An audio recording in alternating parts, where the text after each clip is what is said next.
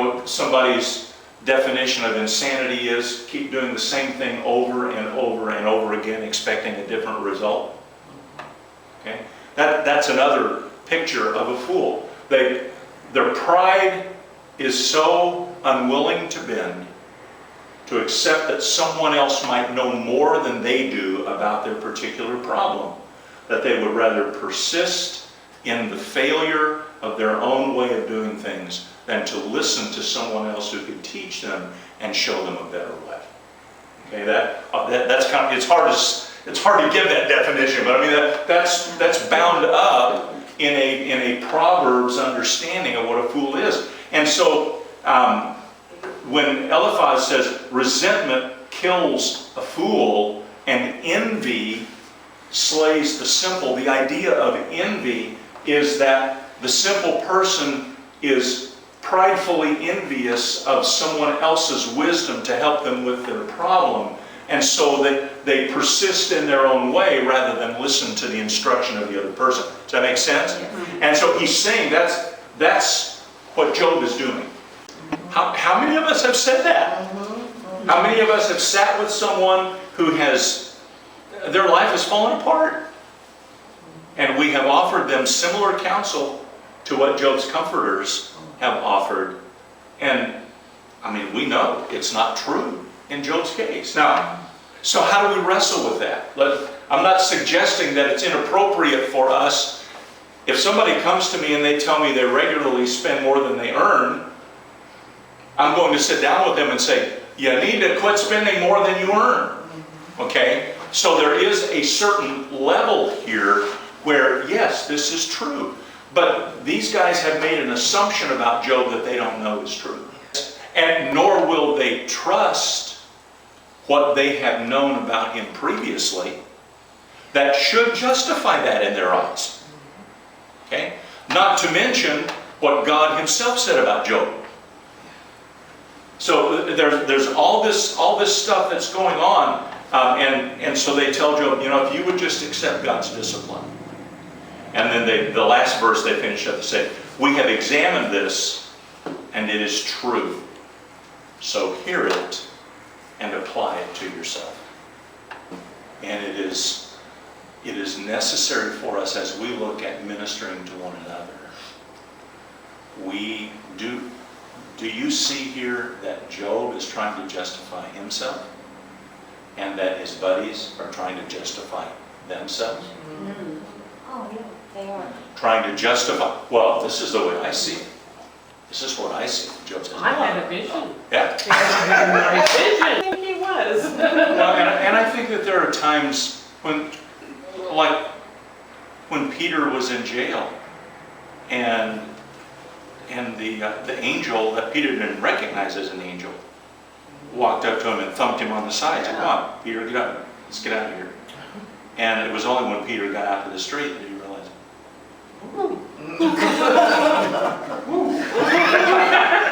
there's more going on here than I knew, Or Joseph, when he had his vision of the angels ascending and descending, and he gets up and he said, did I say Joseph? Jacob, excuse me. He said, God was here and I didn't even know it. I didn't know it. But your point, Wanda, is well taken. It isn't about the spirit of goosebumps.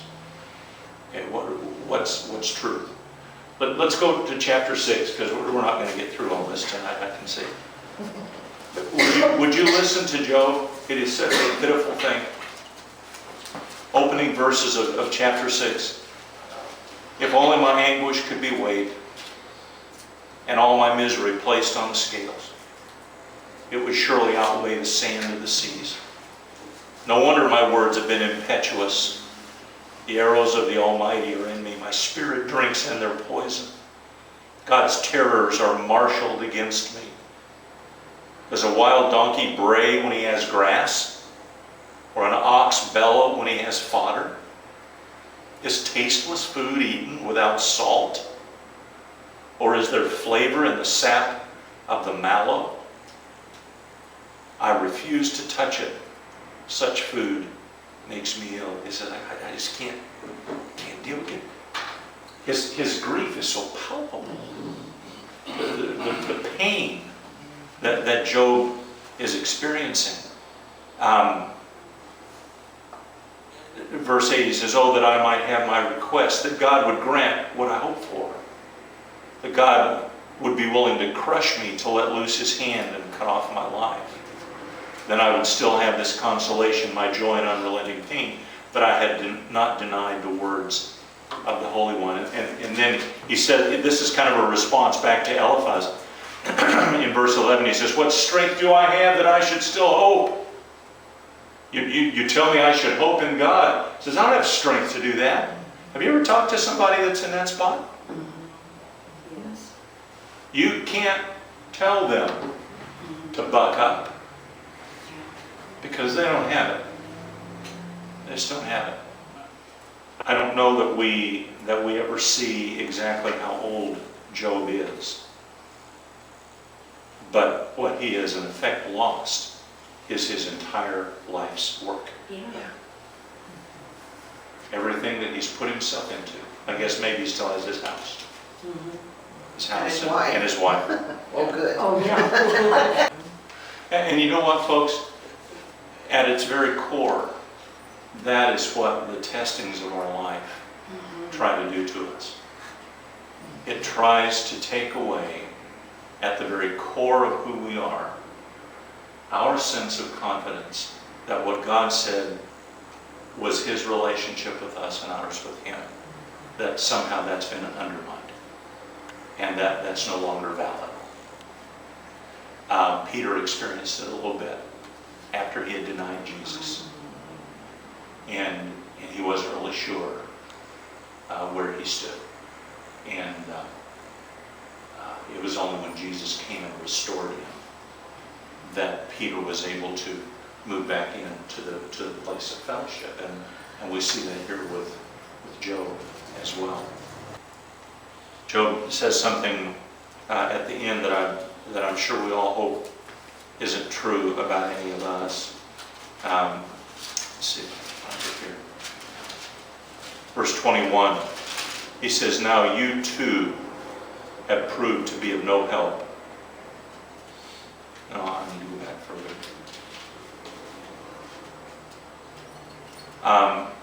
Verse 14, "Anyone who withholds kindness from a friend forsakes the fear of the Almighty.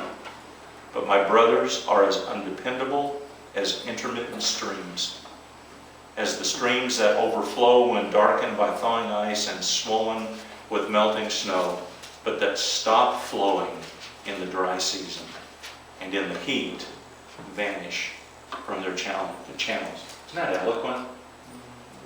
He said, you guys are as trustworthy as an unreliable oasis. I come looking for water, and what do I get? What do I get? Job keeps talking, and he says, are you telling me that life isn't hard for us? In my present situation, I'm extracting this from the first few verses of the chapter. Let me just read it. "Do not mortals have hard service on earth? Are not their days like those of hired laborers? Like a slave longing for the evening shadows, or a hired laborer waiting to be paid. So I have been allotted months of futility." Can you think about that for a second? Months of futility. He has been doing this for months. "And nights of misery have been assigned to me. When I lie down, I think, how long before I get up? The night drags on, and I toss and turn until dawn. My body is clothed with worms and scabs. My skin is broken and festering." He just keeps unfolding this place of where he is and how he is struggling. Does that give you a little more sympathy for Job? Yeah, that does. I mean, not to say that he wasn't out of line in how he was justifying himself against God, but this guy. You ever been up all night when you thought night was never going to end? And you just can't find a way to get comfortable or find a place of ease. He says something at the end here that I thought was significant.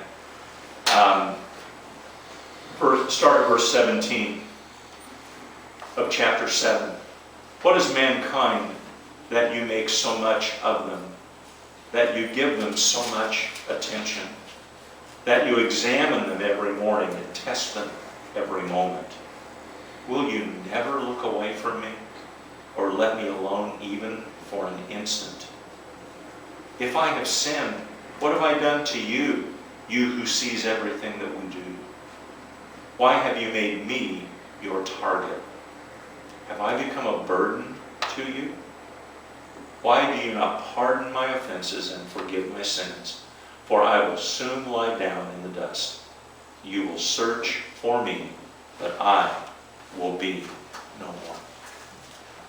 You know, free will is a very terrible thing, isn't it? Terrible for God to give it, and terrible for us in how we handle it. Do you ever wonder if we haven't seen yet that there really hasn't been an appropriate glimpse of what the payoff really is going to be? In one of the passages in I think it's Ephesians chapter 2, where it talks about how that in the ages to come, He will show us the great riches of His grace that have been revealed to us in Christ Jesus. In the ages to come, as they keep rolling over, that there will be continued expressions and revelations of the grace of God as it comes to us.